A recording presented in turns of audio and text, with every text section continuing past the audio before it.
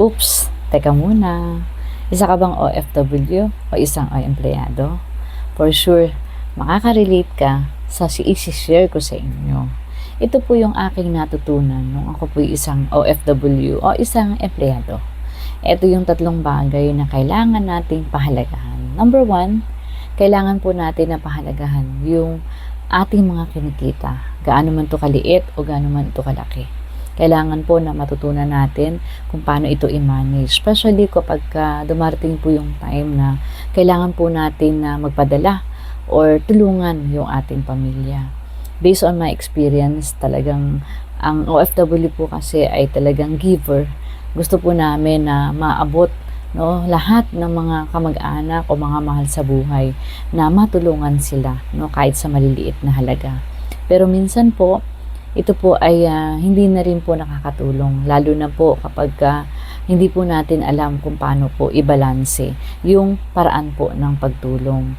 Imbis po na matulungan sila, ito pa yung nagiging dahilan kung paano sila maging dependent sa atin. So, in the end, tayo po yung nagsasacrifice kasi kahit na wala na po tayo, kailangan pa rin po natin gumawa ng paraan para po makatulong. So, kailangan po na tanggapin natin yung realidad na hindi po habang buhay, OFW ka, hindi habang buhay ay meron kang opportunity na makapagtrabaho.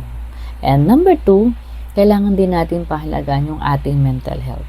Napaka-importante po na dapat yung ating kaisipan ay maayos, mapangalagaan po natin. Especially po sa OFW, marami po tayong challenges sa abroad, marami po tayong mga sinatawag na adjustment, especially po kapag meron tayong employer o mga kasamaan sa trabaho, kasabay po ng problema sa pamilya.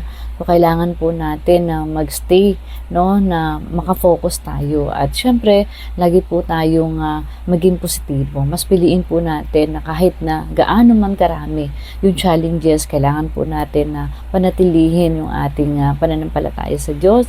Palagi po tayong manalangin. At syempre po, kailangan natin na talagang pangalagaan yung atin pong pag-iisip. Kasi marami pong cases, especially po OFW, na nagkaroon po ng mga ganitong problema na sobrang dami po nilang challenges o dumadaan sila sa depression, now homesick, at dumadating po sa point na nagkakaroon po sila ng problema. At bumibigay yung kanilang isip. And number 3 po, kailangan din po nating pahalagahan. Importante yung ating health. Kasi ito po kasi yung ating puhunan. Mapa OFW ka man o empleyado, kailangan po natin na pahalagahan yung ating sarili, na kung ano man po yung meron po tayong nararamdaman, wag po natin ipagsawalang bahala. Kasi po napakahalaga na tayo po ay malusog.